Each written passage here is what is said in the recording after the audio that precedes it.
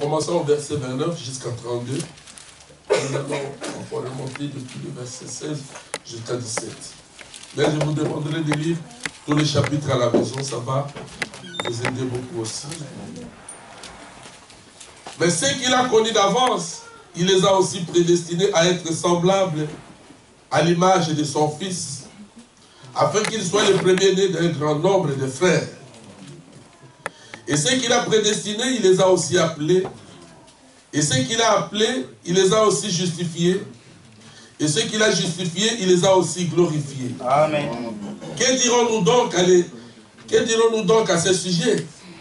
Si Dieu est pour nous, qui sera contre nous? Amen.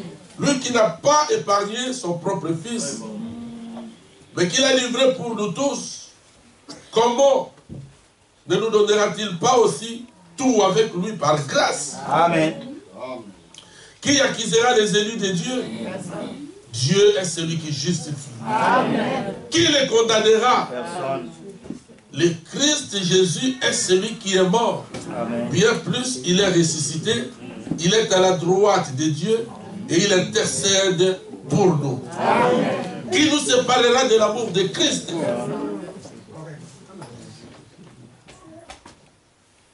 Versets 16 à 17.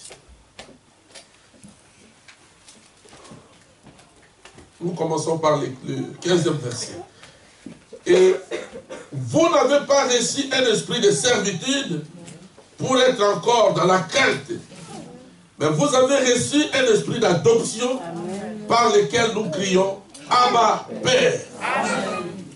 L'Esprit lui-même rend témoignage à notre esprit que nous sommes enfants de Dieu. Amen. Or, si nous sommes enfants, nous sommes aussi héritiers. Héritiers de Dieu et co-héritiers de Christ. Si toutefois nous souffrons avec lui, afin d'être glorifiés avec lui. Amen. Prions le Seigneur. Dieu notre Père Céleste.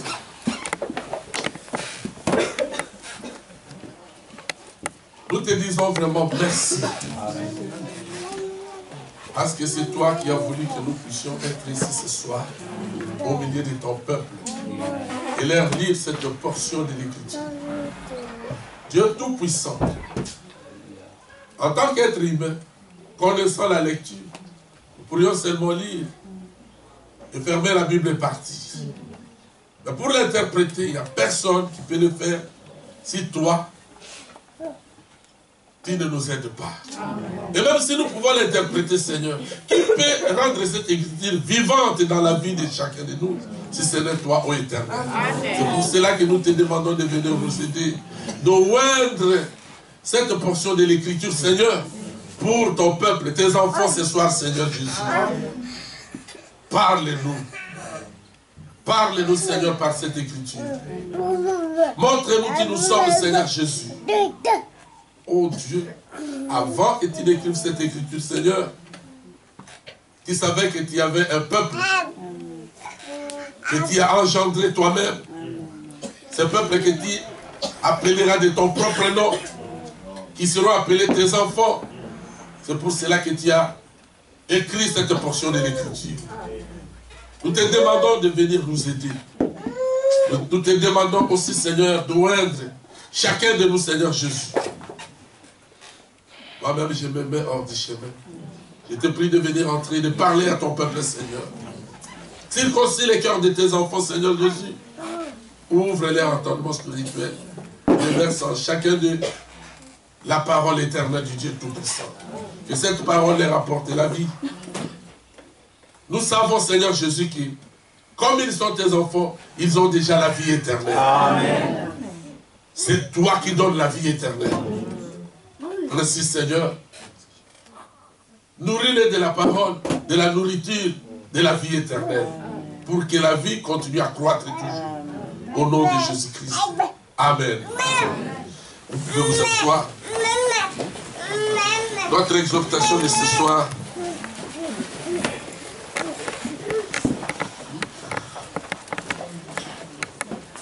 je l'ai intitulé l'identité.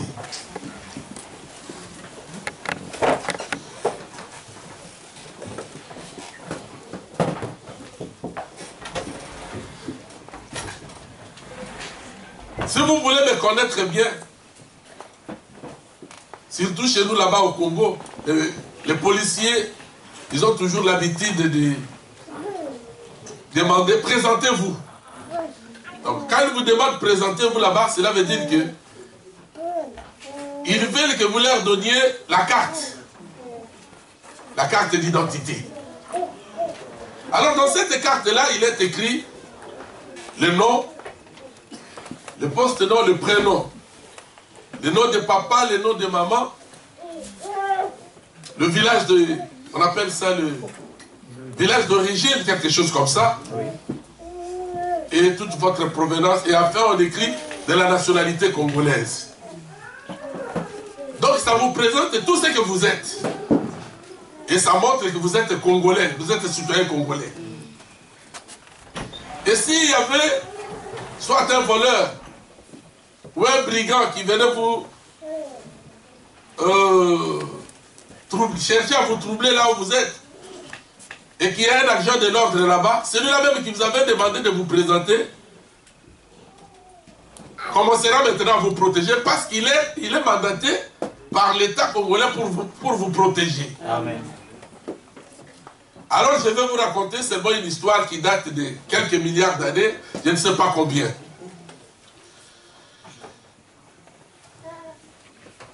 Il était une fois un être, un grand être, qui existait, qui n'avait pas de forme, mais c'était un grand être qui remplissait tout l'espace. Amen. Quand vous allez à l'est, lui il va à l'est, l'est, jusqu'à l'infini. Il continue à être. Amen. Quand vous allez à l'ouest, lui il va à l'ouest, jusqu'à l'infini. C'est vous qui vous fatiguerez. Lui il continue toujours à exister. Il est toujours là dans l'ouest. Quand vous allez au nord ou au sud, c'est la même chose. Amen. Si vous montez dans les hauteurs, lui, vous allez monter, vous le trouvez toujours exister là-bas. Il n'a pas de forme. Amen. Un être suprême. Amen. Grand par sa grandeur. Amen. Grand par sa puissance. Amen. Grand par sa force. Amen. Et nous pouvons l'appeler Dieu. Mais à ce temps-là, il ne pouvait pas être appelé Dieu. Amen. Il vivait par lui-même. Et on l'appelait Elohim. Amen. C'était une fontaine de lumière. Dont la grandeur est incommensurable. Le Tout-Puissant. Il était tellement grand, au point que quand vous vous approchez de sa grandeur, vous risquez même de disparaître. Parce que lui est tellement grand et vous, vous êtes tellement petit. Il était grand.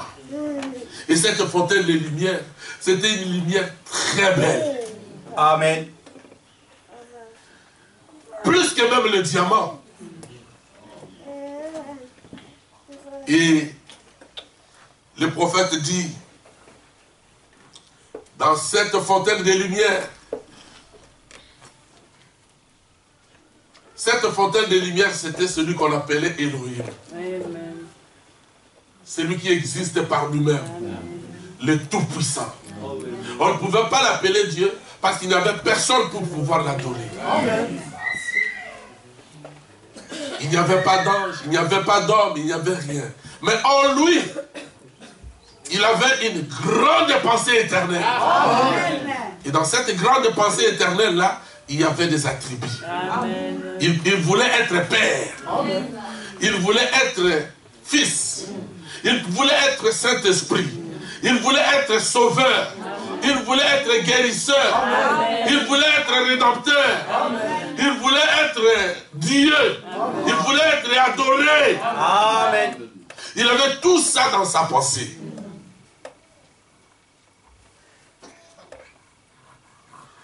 Mais comment peut-il être père s'il n'a pas d'enfant? Comment peut-il sauver s'il n'y a personne de perdu? Comment peut-il guérir si quelqu'un ne tombe pas malade? Amen. Et il avait tout ça dans sa pensée. Alors il s'est dit, il faut que j'aie des enfants. Alors, comme j'aurai des enfants, je serai appelé père. Amen. Et ces enfants-là, je ne peux pas les laisser dans un état tout parfait, parce que je risque de n'être pas appelé sauveur. Il faut que ces enfants tombent pour que mon attribut de sauveur se manifeste. Amen. Et quand ils vont tomber, bien sûr que la maladie va les frapper, alors je deviendrai guérisseur. Je crois que c'est la vérité. C'est la vérité que vous connaissez déjà. Amen. Alors, il a dit, bon, dans ma pensée aussi, il faut que je m'exprime. Il faut qu'on m'écoute. Il faut que je parle. Et quand je vais m'exprimer, toutes ces choses vont venir à l'existence. Alors, mes enfants aussi viendront à l'existence. Alors là, je vais, quand mes enfants viendront, quand ils tomberont, quand je les rachèterai, alors j'aurai aussi la prééminence sur eux. Amen. Je vivrai en eux. Et je les conduirai. Amen. Et après, je rétablirai mon royaume pour vivre éternellement. Amen. Avec mes enfants manifestés. Amen.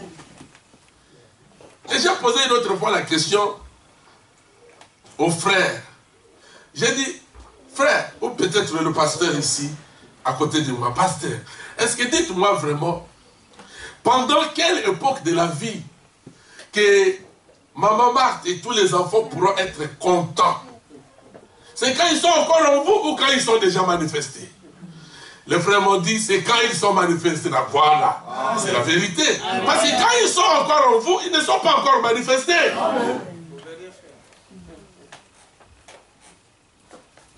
Il faut qu'ils se manifestent. Alors c'était là ce que le grand Jéhovah pensait.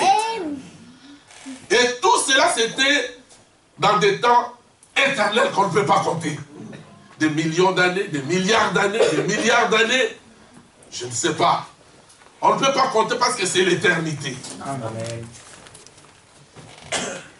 Il a posé la question à Job. Où étais-tu quand je fondais la terre? Amen. Où étais-tu quand le Fils de Dieu battait les mains et qu'il poussait des cris de joie? Amen. Il chantait des chants d'allégresse. Toi, Job, c'est à cette île, je te poserai des questions. Parle-moi, enseigne-moi. Au temps de Job, il n'avait pas la révélation que vous avez aujourd'hui. Et Job a dit, moi je vais répondre à la poussière. Je n'ai pas de réponse à donner, pardonne-moi. Et peut-être que si Dieu pouvait vous poser ce genre de questions aujourd'hui, vous diriez, j'étais en vous. Amen. Alléluia. Amen. Parce que vous ici, vous n'êtes pas devenus enfants de Dieu les jours où vous étiez baptisés. Non. Vous n'êtes pas le fils ou la fille de votre père les jours où on a écrit votre nom dans les livres de l'état civil. Non. Vous êtes le fils ou la fille de votre père par la naissance, par le sang. Est-ce que vous comprenez cela? Amen. Nous ne sommes pas des fils de Dieu parce que nous sommes baptisés au nom de Jésus-Christ. Non! Nous sommes fils de Dieu parce que notre Père nous a engendrés avant la fondation du monde. Est-ce clair? Amen. Parce qu'il y a des gens qui ont peur. Oh, parce que ceci, oh, j'ai fait ceci, oh, j'ai broché, oh, je suis tombé, oh, j'irai en enfer. Tu n'iras pas en enfer. Qui t'a dit que tu iras en enfer? Merci Seigneur. Un enfant de Dieu, comme mon frère qui porte le bébé là-bas, sa maman est quelque part. Les bébés peuvent faire caca, ils peuvent faire pipi. Maman et papa ne jetteront jamais le bébé parce qu'il a fait caca ou il a fait pipi. Ce serait une maman irresponsable. Parce qu'on lui a placé ce bébé entre ses mains à cause de ça. Pour soigner ce bébé-là jusqu'à ce qu'il grandisse. Amen. Le jour où il grandira, il ne fera plus jamais cela. Amen. Parce qu'il est devenu responsable de lui-même. Et c'est la vérité. Amen. Le jour où les enfants de Dieu grandiront, amen, ils ne pécheront plus jamais. Amen. Parce qu'ils sont devenus responsables de leur vie. Amen. Alors, tout cela se faisait il y a des millions, des milliards et des milliards d'années.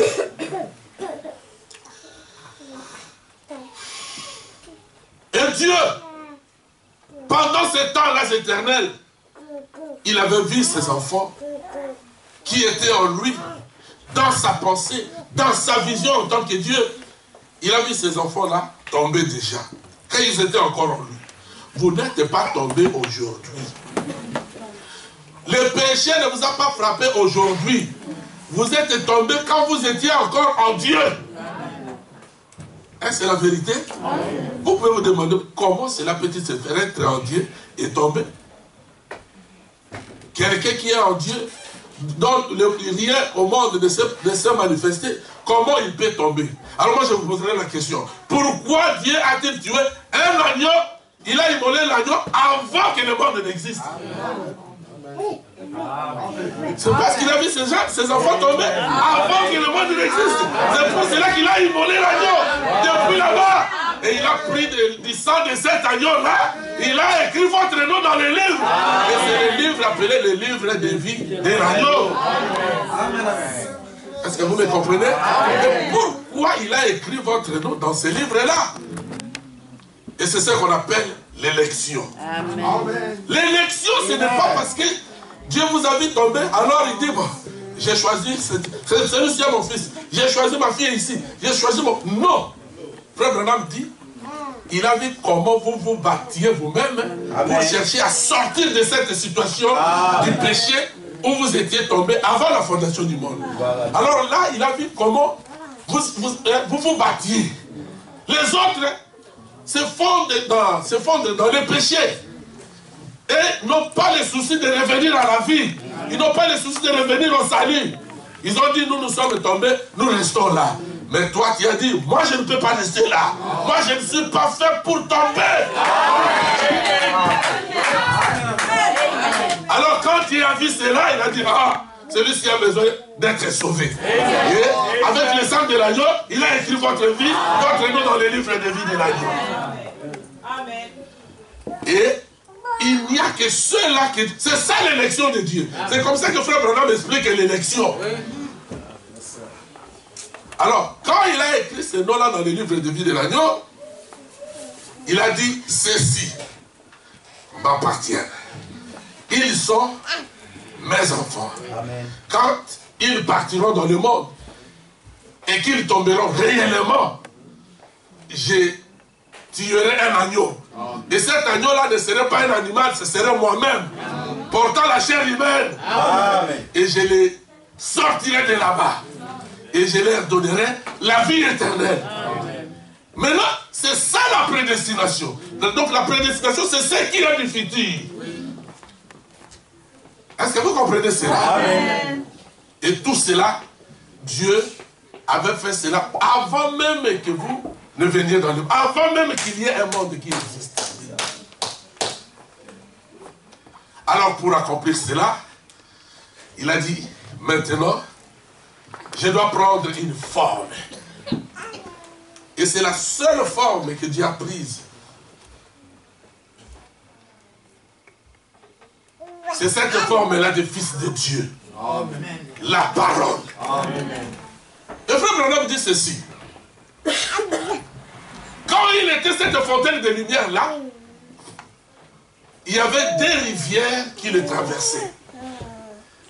La rivière pure de la justice et la rivière de l'amour. Or, quand les enfants de Dieu étaient tombés, cette rivière de la justice commençait déjà à se manifester pour chercher à condamner. Parce que la justice, quand on parle de la justice, cela veut dire qu'il y a la loi. Et quand on parle de la loi, il y a le jugement. Et après le jugement, c'est la mort, la condamnation. C'est ce que la justice cherchait de nous. Ne demandez pas à Dieu de vous donner la justice. Non. Demandez toujours la grâce de Dieu pour vous. Demandez toujours la miséricorde de Dieu pour vous. La justice, nous n'avons pas, nous ne pouvons pas nous tenir devant la justice de Dieu. Parce que d'une manière juste, nous étions déjà tombés. Amen. Et alors nous devrions être condamnés. Alors quand la rivière de la justice s'est mouvée pour chercher à nous condamner, c'est ainsi que la rivière de l'amour, elle aussi a monté ses flots pour dire que non, ils ne seront pas condamnés, moi je prendrai leur place. Amen. Et c'est pour cela que nous chantons. Quand l'amour s'est élancé, Dieu a jeté sur nous sa grâce. Amen. En nous envoyant son Fils sous la forme de la chair humaine pour faire couler son sang et nous racheter. C'est la rivière de l'amour qui nous a sortis de là, de cette condamnation du péché. Et qui nous a mis devant Dieu, placés devant Dieu comme des enfants saints qui n'ont jamais péché. Et vous pouvez dire à Dieu, oh tel a péché, celui-là il a péché. Dieu dira, je ne l'ai jamais vu pécher. Amen. La rivière de l'amour dira, je l'ai déjà lavé, j'ai pris toute sa place sur moi, j'ai pris tous ses péchés, toutes ses opprobres, toute sa honte, je me suis revêtu de cela. D'ailleurs j'étais crucifié nu devant toute l'humanité, j'ai pris sa place. Les châtiments qui doivent nous donner la paix, moi je l'avais déjà pris sur moi. Et par mes meurtricides, ils sont déjà guéris. Amen. Je suis l'Éternel qui te guérit de toutes tes maladies. Amen. Je suis l'Éternel qui te pardonne de toutes tes iniquités. C'est l'amour de Dieu qui a fait tout cela pour nous. Et maintenant, tout cela devait... Dieu voulait que ça devienne tangible, ça devienne matériel. C'est la raison pour laquelle il a pris une forme. Cette fontaine de lumière, grande qu'elle était, elle a pris une forme pour former un être qui peut apparaître et qui peut disparaître. Cet être-là qu'on appelle la parole. Amen. La lumière. C'est pour cela qu'il est dit dans Genèse chapitre 1er, au commencement Dieu créa les cieux et la terre. La terre était informe et vide, il n'y avait rien. Mais l'Esprit de Dieu planait au-dessus des eaux. Dieu dit que la lumière soit. Et la lumière fit. Écoutez-moi mes frères et mes soeurs. Cette lumière qui fit au commencement là, n'était pas la lumière du soleil. Elle n'était pas la lumière de la lune. Elle n'était pas la lumière des étoiles. Non. Les soleils, la lune, les étoiles sont venus au 4e jour de la création. Mais cette lumière qui est venue au 1er jour de la création, c'était la lumière parole. C'était le Logos, le Fils de Dieu, qui est venu, qui a pris forme. Et c'était Dieu lui-même. Il n'y a pas de Dieu. Il n'y a pas trois dieux. Il n'y a qu'un seul Dieu qui change de forme. Est-ce que vous comprenez cela? Amen. Il a maintenant pris la forme de la parole pour commencer à manifester, extérioriser tout ce qui était dans sa pensée. C'est pour cela que la Bible dit, au commencement était la parole. Je pense que c'est Jean chapitre 1. La parole était avec Dieu et la parole était Dieu. Elle était au commencement avec Dieu. Tout ce qui a été fait par elle. Et rien de ce qui a été fait n'a été fait sans elle. En elle était la vie, et la vie était la lumière. La lumière louit dans les ténèbres, mais les ténèbres ne l'ont pas reçue. Mais à ceux qui l'ont reçu, à ceux qui ont crié à son nom, il leur a donné le pouvoir de devenir enfants de Dieu. Est-ce que vous l'avez reçu, mon frère? Est-ce que vous l'avez reçu, ma soeur? Alors la lumière vous a donné le pouvoir de devenir enfants de Dieu. Les enfants de Dieu. La lumière vous a donné le pouvoir de devenir enfant de Dieu. Est-ce que par la volonté de la chair? Non. Par la volonté de papa et maman? Non. Vous êtes de fils et de filles engendrés de Dieu lui-même. La volonté de Dieu lui-même. Parce que vous avez cru à la lumière. Vous avez reçu la lumière. Amen. Et la lumière, Dieu l'envoie. Chaque âge a la lumière laquelle Dieu envoie pour cet âge-là. Dieu, il est Dieu réellement. Mais à notre temps ici, il ne peut plus nous envoyer la lumière du temps de Moïse. Non, non. Non. Il ne peut plus nous envoyer la lumière du temps de Noé. Non. Nous avons la lumière du temps du soir. Amen. Quand vous recevez la lumière du temps du soir, Dieu vous donne le pouvoir de devenir enfant de Dieu. Amen. Vous êtes né de la volonté de Dieu lui-même. Et personne ne peut vous accuser. Personne. Personne ne peut vous séparer de l'amour de Dieu. Alléluia. Comment? Nous parlerons de cela. C'est pour cela que je parle de l'identité. Chaque enfant doit connaître son identité. Qui est son père? Qui est sa mère? Quel est son village? Quelles sont ses origines? Quel est son pays? Vous devez connaître votre père, vous devez connaître votre nation, vous devez connaître votre pays et connaître aussi les lois de votre pays. Les lois qui vous donnent des garanties sur certaines choses et les lois qui vous interdisent aussi certaines choses. Amen. Ça c'est vrai. Vous devez connaître cela. Chaque enfant, chaque homme, chaque être humain, il doit connaître son identité. Même dans un pays étranger, il dira, non, moi mes origines viennent du Congo. Mes origines viennent de l'Afrique. Chaque enfant de Dieu, il doit connaître ça. Et les pays dans lesquels vous vivez, vous devez aussi connaître ces lois et vivre par rapport aux lois de ces pays. Mais vous devez savoir que votre sang. Alléluia. Est-ce que nous sommes des êtres humains? Nous connaissons que notre sang vient de notre Père Dieu. Amen. Si notre sang venait de notre Père Dieu, pourquoi est-ce que nous devons vivre à la mondanité? Oh my. Non, notre sang n'est pas celui-là. Notre sang est le sang du royaume. Le sang d'un grand roi. Dieu. Connaître notre identité. Qui nous sommes? Moi, je suis le fils du roi. Comment je dois aller me marier avec une prostituée là-bas? Impossible. Non, c'est impossible. Moi, j'ai le sang royal. Amen. Comment dois-je me rabattre encore pour vivre dans une vie de bassesse? Oh my. Non, ce n'est pas possible. Je suis quand même prince. Amen.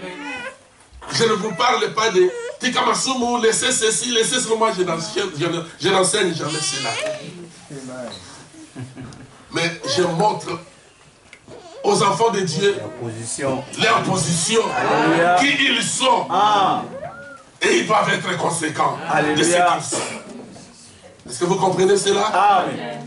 Et je ne vous enseigne pas de nouvelles choses. Non, non. Je ne vous fais que rappeler ce que votre pasteur vous a déjà enseigné ici. Amen. Parce que votre pasteur, c'est un grand homme de Dieu. C'est un grand prédicateur. Amen. Mais nous ne faisons que rappeler. Quand nous venons, nous ne faisons que rappeler. Pour que les enfants de Dieu aient toujours dans leur pensée, dans leur mémoire, dans leur vie, la pensée de ce qu'ils sont. Parce que vous êtes des fils et des filles de Dieu. Maintenant, il est devenu la parole. Et il a commencé à parler. Maintenant, nous ne sommes plus à des millions, dans des milliards d'années. Nous sommes maintenant au commencement. On va maintenant commencer à compter les temps. Vraiment. Dieu dit que la lumière soit. Dieu dit que ceci soit. Dieu dit que ceci soit. Et après, au 6e jour, il a dit, faisons l'homme à notre image et à notre ressemblance. Frère, faisons l'homme à notre image et à notre ressemblance. Je ne sais pas si nous comprenons réellement ce verset-là. Un homme à l'image de son père, à sa ressemblance. Mais si vous ressemblez à Dieu, vous êtes Dieu. Alléluia. Si vous avez l'image de Dieu, vous êtes Dieu. Amen. Il a dit de Jésus, il est l'image du Dieu invisible. Le premier de la création, n'est-ce pas, parce que l'image. Et dans ce monde ici, il n'y a que deux races. Il y a la race de Dieu et il y a la race de Satan, celle que nous appelons la semence du serpent. Voilà. Ceux-là de la semence du serpent, ce ne sont pas les hommes que Dieu a créés à son image, non.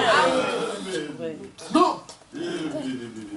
Comment pouvez-vous dire qu'un mangue puisse donner le fruit soit de l'avocat ou d'un orange?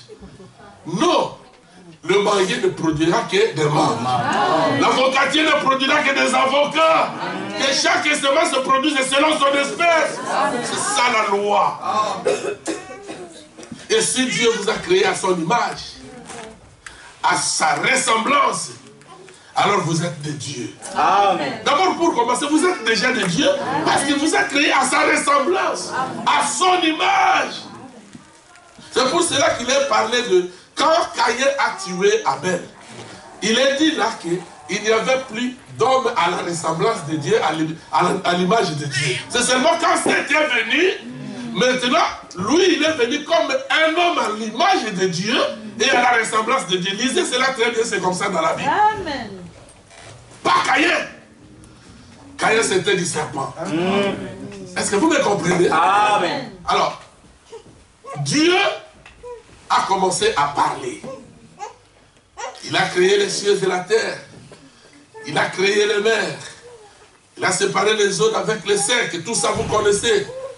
Et après cela, il a créé l'homme à son image. Et quand il a créé l'homme à son image, l'homme qu'il avait créé à son image a été séduit et tombé dans le péché. Ah! Maintenant, pourquoi l'homme ne peut-il pas être séduit et tomber dans le péché alors que son père doit être sauveur pour lui? Il devait tomber. C'était la volonté de Dieu que moi je puisse tomber. C'était la volonté de Dieu que toi tu puisses tomber. Sinon notre père ne serait pas un sauveur. Sinon il ne serait pas un guérisseur. Sinon il ne serait même pas le Saint-Esprit. Non. Est-ce que vous comprenez cela? Amen. Tout cela c'était la volonté de Dieu lui-même. Et nous étions ensemble avec Jésus quand nous étions dans cette éternité-là. Maintenant, nous ne sommes plus dans l'éternité, nous sommes dans les temps. Parce que nous sommes déjà au commencement. Au commencement, c'est le temps qui commence. Et qui avance jusqu'à aujourd'hui. Mais dans l'éternité, là, dans des milliards d'années, c'était l'éternité. Mais nous étions avec Jésus-Christ ensemble dans l'éternité. Et quand nous sommes venus dans le monde, Frère Branham dit, nous avons pris des chemins différents. Si Dieu pouvait nous faire passer par les chemins qu'il avait pu passer Jésus-Christ, nous ne tomberions pas. Lui aussi ne serait pas sauveur. Lui aussi ne serait pas guérisseur. Il est intelligent. C'est un être parfait. C'est un être merveilleux. Amen. Il nous a laissé passer par les chemins du péché. De la pensée à la chair.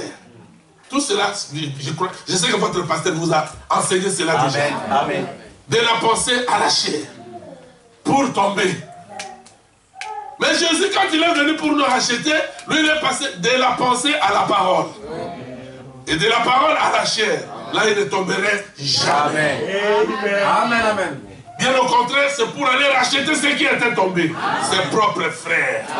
Là, maintenant, c'est une histoire qui datait de 4000 ans, depuis la création jusqu'à ce que Jésus devienne la chair. Amen. Maintenant, avant qu'il ne devienne la chair, c'est Abraham qui l'a vu dans cette forme-là de la parole. Il s'est présenté vers Abraham comme Elohim, comme qui ça? Melchisedec. Melchisedec. Béni soit-il par le Dieu très haut, lui qui t'a donné la victoire devant tous tes ennemis. Et il a béni Abraham. Et Moïse aussi l'a vu. Il a dit à Moïse, dans cet état ici, si quelqu'un me voit, il ne vivra pas. Mais toi, va te cacher sur les rochers là-bas. Moi, je vais te couvrir par la paume de ma main. Mais quand je passerai, je te laisserai, tu verras mon dos. C'était là la forme, la deuxième forme que Dieu a prise. La première forme, c'était quand il était dans cette fontaine de lumière. Mais maintenant, pour devenir quelqu'un de visible que vous pouvez voir, mais qui peut disparaître, parce qu'il est là dans ce qu'on appelle en théologie la théophanie. Mais c'est le logos, la même lumière qui a pris forme d'un être humain, mais qui n'a pas de chair. Est-ce que vous comprenez là? Et c'est à partir de cette forme-là qu'il a commencé à créer. Et c'est comme ça qu'il a conduit son peuple dans l'Ancien Testament. Le même Dieu. Et qui pouvait vaincre son peuple dans la bataille. Dans cette forme-là de l'Ancien Testament. Non. La guerre pour Israël. Israël combattait déjà dans la victoire. Amen. Les bénédictions pour Israël. Israël était déjà un peuple béni. Amen. Le peuple béni de l'Éternel. Mais si aujourd'hui nous avons reçu le même Dieu, comment nous nous plairons toujours? Comment nous nous lamentons toujours? Oh Dieu, viens à notre aide. Viens à notre secours. Nous sommes faibles. Quand on est au début du message, là vers les années 79, 78 et tout ça, nous on chantait « Oh, je suis faible à tout moment. où je suis touché. Oh, je demande à toi, Seigneur, qui sauve. Je suis faible à tout moment que je suis touché. Et quand quelque chose m'arrive, je commence à parler. Je commence à crier, Seigneur, tu m'as laissé. Seigneur, tu m'as abandonné. Il ne vous abandonnera jamais. Non. Est-ce qu'il avait abandonné Abraham? Non, non. Est-ce qu'il avait abandonné Israël? Non. Est-ce qu'il avait abandonné les prophètes? Oui. Lequel de prophètes qui est mort de la sorcellerie? Non. Il n'y a aucun prophète qui est mort de la sorcellerie. Il n'y a aucun prophète qui est mort parce que les magiciens l'ont envoûté. Non. Ça n'existe pas. Croyez que vous êtes des enfants de Dieu. Alléluia. Gloire à Dieu. Alléluia. Amen. Vous êtes des fils et des filles de Dieu. Amen. Prenez seulement Abraham. Partout où il passait, ce n'était que des bénédictions. Et Dieu le protégeait. Dieu le gardait. Mais Abraham aussi était faible. À tout moment qu'il était touché, même dans la famine, Abraham pouvait laisser sa femme. Et Dieu vient, il intervient. Alléluia. Il arrache sa femme de la main du roi. Et il lui dit, prends ta femme et va-t'en. Merci Seigneur. Alléluia. Amen. C'est Dieu-là d'Abraham qui a soutenu Abraham. Comment si aujourd'hui nous croyons en lui, ne peut-il pas nous soutenir? Ne peut-il pas combattre pour nous? Ne peut-il pas aussi arracher nos droits des mains de ceux qui voulaient les confisquer illégalement? Il est le même Dieu. Il n'a jamais changé. Et dans l'Ancien Testament, pendant 4000 ans, il a traité avec son peuple. Le peuple qu'il avait choisi comme échantillon, son peuple d'Israël. Parce que, dans le monde entier, dans l'Ancien Testament, le peuple que Dieu avait choisi comme échantillon, c'était Israël, n'est-ce pas? Oui, c'était le peuple de Dieu. Et Dieu voulait manifester tous ces attributs-là, mettre sa pensée à exécution par sa parole. Il voulait faire ça avec ses enfants. Amen. Et il a connu ses enfants là avant la fondation du monde. Ces enfants qui étaient dans sa pensée. Et il les a élus là. Il les a prédestinés là. Et la Bible dit, ce qu'il a connu d'avance, il les a prédestinés. Amen. Et ce qu'il a prédestinés, il les a appelés. Et ce qu'il a appelés, il les a glorifiés.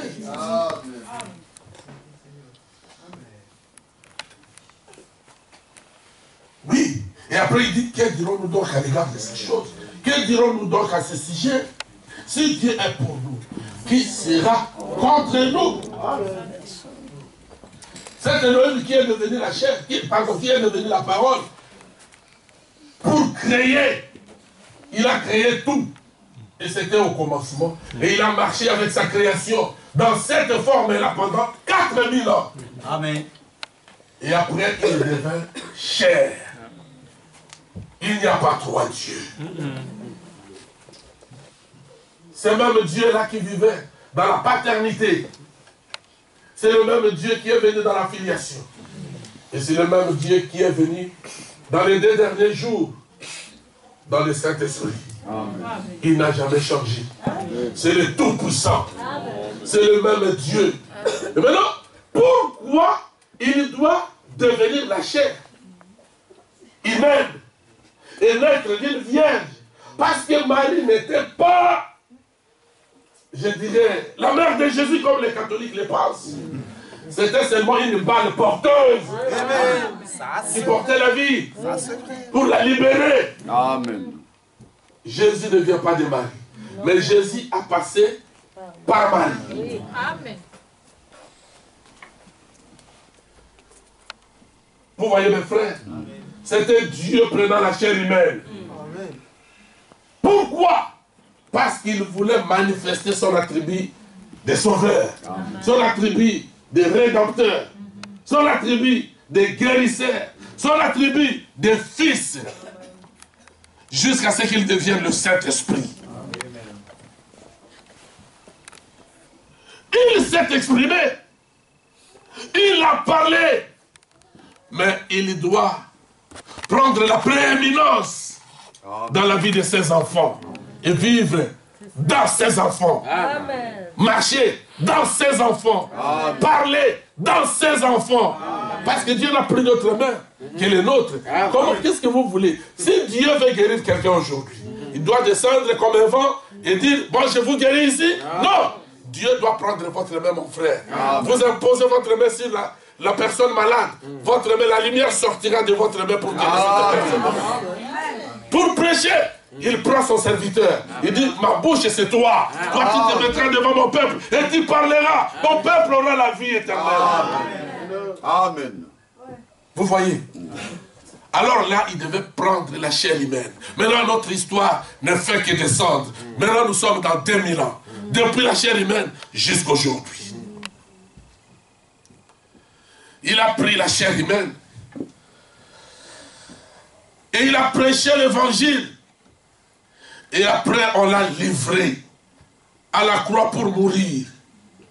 La Bible dit ceci. Si Dieu ne nous a pas épargné son Fils pour lui donner afin de mourir pour nous, alors comment pensez-vous qu'il peut nous résister, il peut nous refuser d'autres choses qui sont les moindres importantes? Pendant que son Fils, son âme, son cœur, parce que l'enfant, pour maman et papa, c'est une partie de son cœur, non? Ah oui. Maintenant, il livre une partie de son cœur, il donne. Et ce qui est dehors, à l'extérieur, comment ne peut-il pas donner cela? Il peut donner cela tout facilement. Écoutez ce qu'il dit. Lui qui n'a pas épargné son fils, son propre fils, mais qui l'a livré pour nous tous, comment ne nous donnera-t-il pas aussi tout avec lui par grâce? Amen.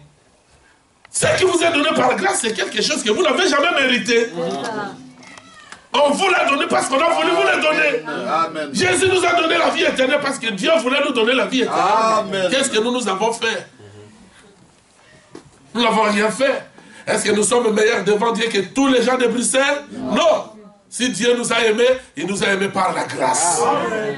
La grâce, c'est pourquoi moi j'aime chanter grâce étonnante. Oh, quelle douceur. Cette grâce qui a sauvé un malheureux comme moi. J'étais perdu, mais maintenant, je suis retrouvé. J'étais aveugle, mais Dieu m'a donné la vision pour voir la lumière du soir. Frère Branham dit, si vous n'avez pas des yeux, à quoi sert la lumière du soir pour vous? Mais je sais que vous avez des yeux et vous avez vu la lumière du soir. Et toutes les puissances de la lumière du soir, vous les verrez aussi. Les miracles de la lumière du soir, vous les verrez. La puissance de la lumière du soir, vous la verrez. La délivrance de la lumière du soir, vous verrez. Parce que la lumière donne la guérison par ses rayons. Amen. Mes amis, Dieu nous a aimés tellement, tellement, tellement que au point que dans la honte où nous étions, il a même laissé que son fils puisse nous appeler ses propres frères. Là, frère de Jésus-Christ. Moi qui viens de la forêt, comment expliquer cela, mon frère? Amen. Et là-bas, les gens m'appellent magicien. Moi, je dis oui. Pour m'appeler magicien, moi, je ne refuse pas. Je suis magicien, mais ma magie est plus supérieure que toute votre magie. Moi, je ne suis pas de vos ordres ici de la terre. Moi, je suis de l'ordre de Jésus-Christ. Et Jésus-Christ est de l'ordre de Melchisedec. Alléluia. Il n'y a aucune magie qui soit supérieure à ce message ici. Il n'y a aucune magie qui soit supérieure à la foi que vous avez. Un magicien peut se présenter, vous êtes là, il ne fera rien. Toutes ces démonstrations tomberont là-bas, s'éteindront là-bas. Parce que vous avez la puissance qui est au-dessus de toutes les puissances. Vous avez la domination qui est au-dessus de toutes les dominations. Vous avez le pouvoir qui est au-dessus de tous les pouvoirs. Amen. Amen. Alléluia. Parce que le Dieu que vous avez, ce n'est pas un Dieu de l'histoire. Ce n'est pas un Dieu parce qu'on vous l'a raconté, il faisait ceci, cela. Non. Nous voulons vous montrer que ce Dieu-là, quand nous étions enfants, on nous a parlé de lui. Aujourd'hui, personne ne peut plus nous parler de lui. Si le passé nous enseigne, c'est pour nous donner l'assurance et la foi, pour que nous puissions travailler avec ce même Dieu-là. Il est réel. Merci Seigneur. Il est réel. Moi, les sorciers, les magiciens, je leur dis toujours, et vous savez, au village là-bas où nous sommes, ne dites jamais cela si vous ne savez pas qui vous êtes. Ne dites jamais cela, parce que les sorciers vont vous défier comme ça, publiquement. Mais oui. Je n'ai pas le temps de vous donner les témoignages parce qu'aujourd'hui, c'était seulement la journée de la soirée de bande. C'est pour cela que je vais aussi avancer plus rapidement. Mais je ne voudrais pas vous prendre tout le temps. Mais on aura toujours le temps. Nous allons revenir Dieu voulant. Frère, ce message ici, c'est une vérité réelle. J'ai vu des sorciers être paralysés devant des milliers de gens. J'ai vu des magiciens, j'ai vu des malades, j'ai vu beaucoup de choses dans ce petit ministère à cause de ces messages ici. Mais moi, je suis né d'un papa ivrogne, d'une maman ivrogne. Mais ce message nous a changé. Ce message a fait de nous ce que nous sommes aujourd'hui. Croyez que vous êtes fils et filles de Dieu. Cela ne dépend pas de ce que vous voulez, ni de ce que vous pensez. Cela dépend de celui qui nous a dit que vous êtes son fils, vous êtes sa fille, que vous le vouliez ou pas. Demeurez seulement dans ce message. Vous verrez la puissance de Dieu, vous verrez la gloire de Dieu, vous verrez le miracle de Dieu, vous verrez la délivrance de Dieu.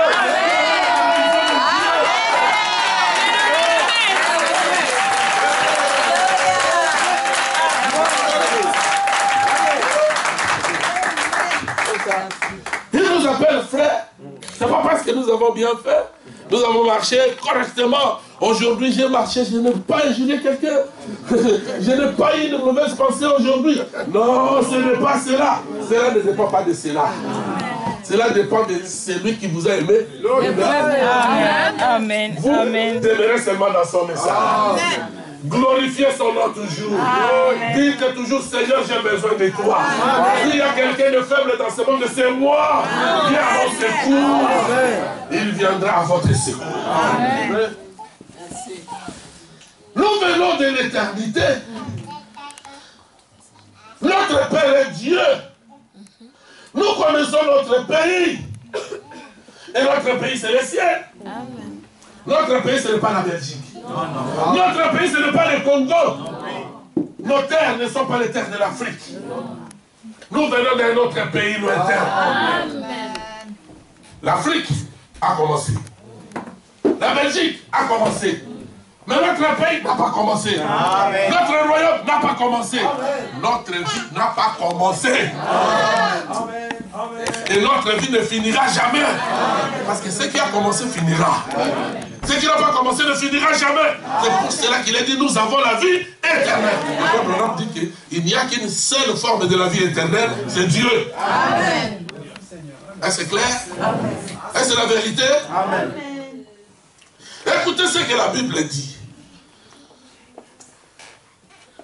Qui accusera les élus de Dieu?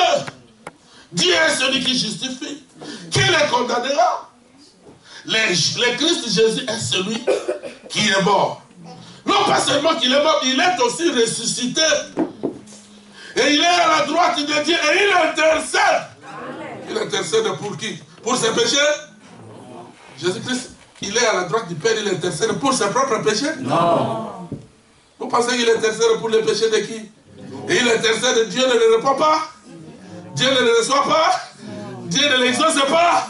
Mais devant la tombe de Lazare, il a dit, Père, je sais que tu m'exauces toujours.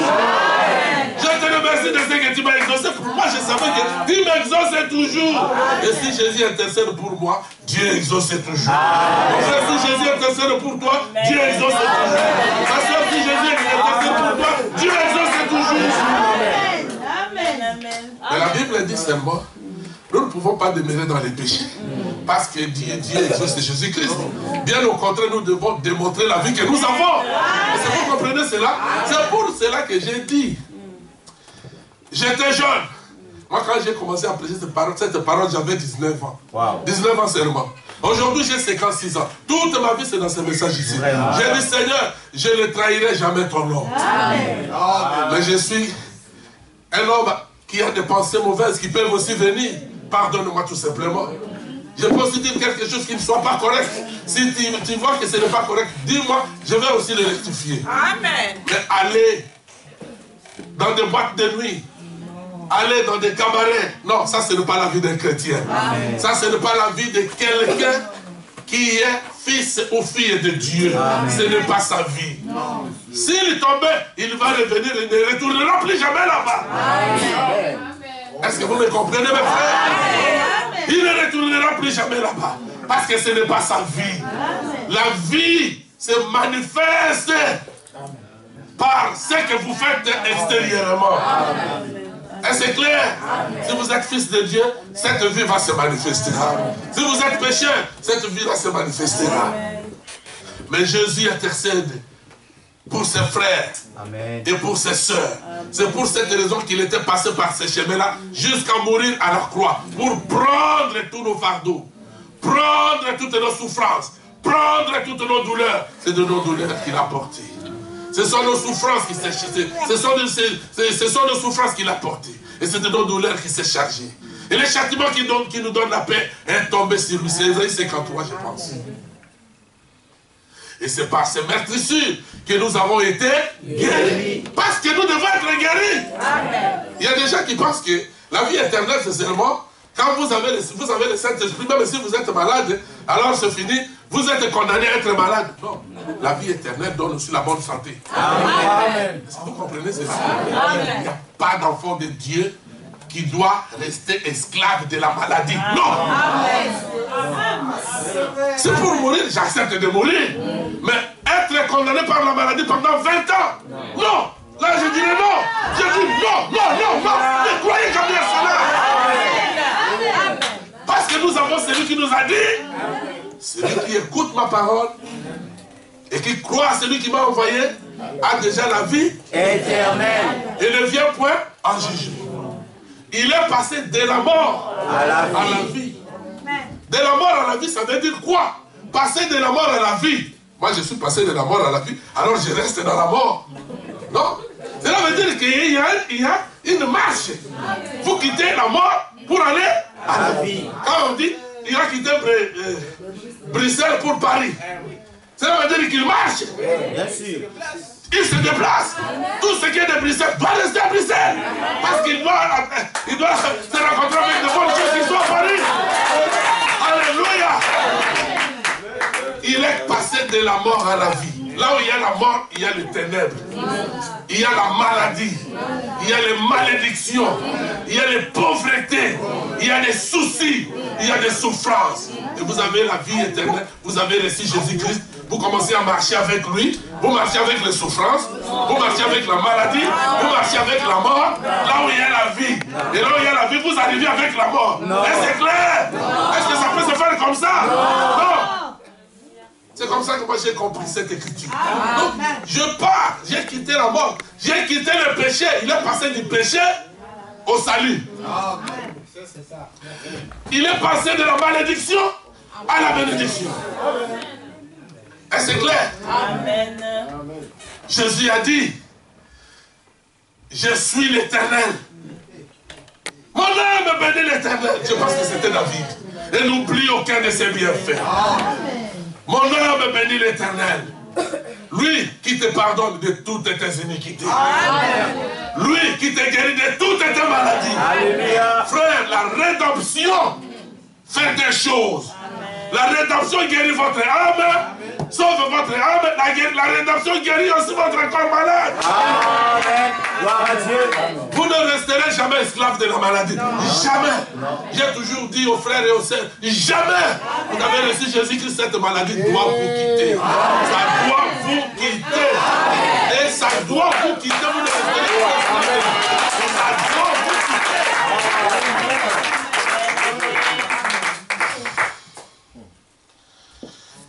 Terminons, mes amis. Il dit ceci. Écoutez maintenant ce qu'il a dit au verset 16. Il dit, et vous n'avez pas reçu un esprit de servitude. J'ai commencé par 15. Pour être encore dans la crainte. Celui qui est dans la servitude, l'esclave, il est dans la crainte. Mais l'esprit que vous avez reçu, c'est l'esprit qui vous fait sortir de l'esclavagisme. C'est l'esprit qui vous fait sortir de la crainte.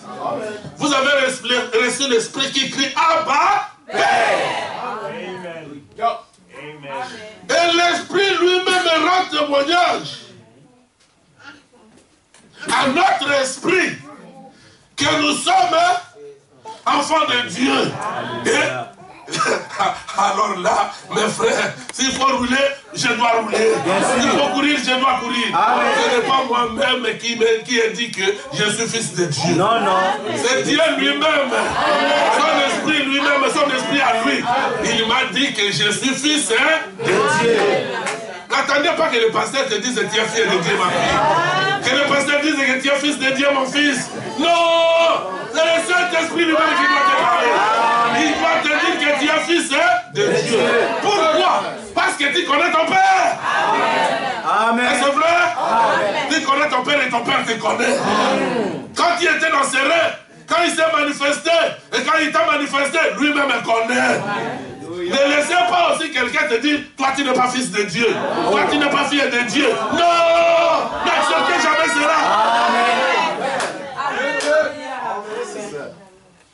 Si moi et maman José nous disons que Salem est notre fils, qui peut nier cela? C'est nous qui avons dit que Salem est notre fils, c'est tout. Parce que nous connaissons d'où il est venu. Et c'est clair. Oui. Et si Dieu dit que tu es son fils, c'est parce qu'il connaît, il sait que tu es son fils. Tu sors de ses reins, non? Tu sors de ses reins. Et tu es son fils. Et que Dieu lui-même dise que tu es fils de Dieu. Quand Dieu te dit ça dans ton cœur, le Saint-Esprit, quand il te le dit, n'écoutez plus jamais personne. Il te dira autre chose que ça. Il ne faut plus jamais écouter cela. Est-ce que vous me comprenez, mes frères? Oui, l'Esprit lui-même rend témoignage à notre esprit. Quand nous venons ici et que le pasteur prêche, une révélation qui vient, qui sort de la bouche du pasteur, ça entre dans ton cœur et ça fait te crier Alléluia, merci Seigneur, et tu es convaincu que le Saint-Esprit est en toi et il te dit que tu es fils de Dieu, tu es fille de Dieu. Croyez à ça. C'est le Saint-Esprit lui-même qui rend témoignage à notre esprit. C'est lui-même. C'est comme un papa qui dit que tel fils c'est mon fils. Parce qu'il sait comment il a engendré. Amen. Il sait que c'est son fils par telle femme. Ou si réellement c'est sa propre femme depuis l'enfance, alors ça les enfants ne sont plus à douter. Parce que ce sont des enfants réels. Et notre papa n'est pas un coureur de jupons. Notre papa, c'est un véritable papa. Il a sa femme, il a des enfants. Ça s'arrête là. Tous ces enfants sont dans son programme. Tous ces enfants sont dans son livre. Tous ces enfants, il les a écrits dans les livres de Ville et de l'agneau avec l'encre, on appelle ça, indélébile du sang de Jésus-Christ. C'est clair. Et il commence à proclamer, à dire à ses enfants, toi tu es mon enfant. Toi, tu es ma fille, par la prédication de la parole. Et quand tu écoutes la parole, tu dis, oh, merci Père, merci Seigneur. Peut-être que tu commences à pleurer. Tu dis, oh, depuis tout ce temps ici, pourquoi est-ce que j'ai agi en bête comme ça? Pourquoi j'ai été stupide comme ça, Père? Pourquoi? Il te dira parce que tu ne comprenais pas. Et il essuie tes larmes et dit, je te donne le Saint-Esprit. Tu es mon fils, je t'ai engendré aujourd'hui. Tu es mon fils. Tu es le petit frère de Jésus-Christ. Et la Bible dit pour terminer, si nous sommes fils, nous sommes encore héritiers. Amen. Si nous sommes fils, si nous sommes filles, nous sommes qui? Héritiers. Héritiers. Parce que vous avez vos héritiers.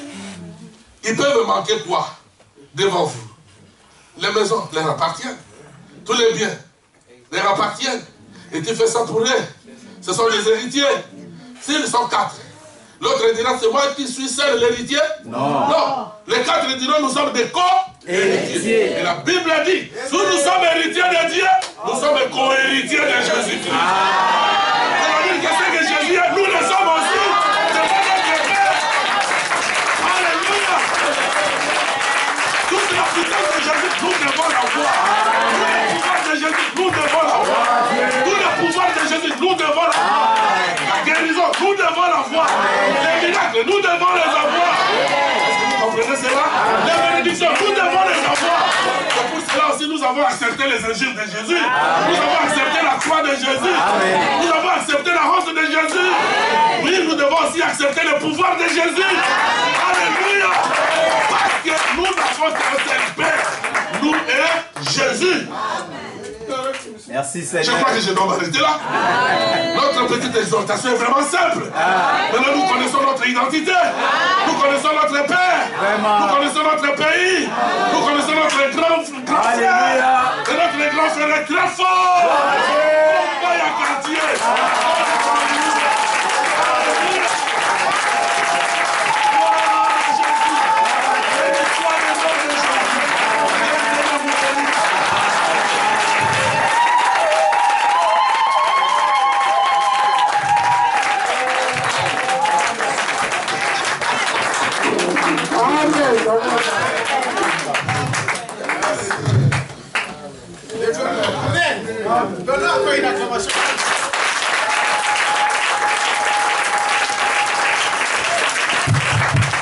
Oh, c'est merveilleux, n'est-ce pas?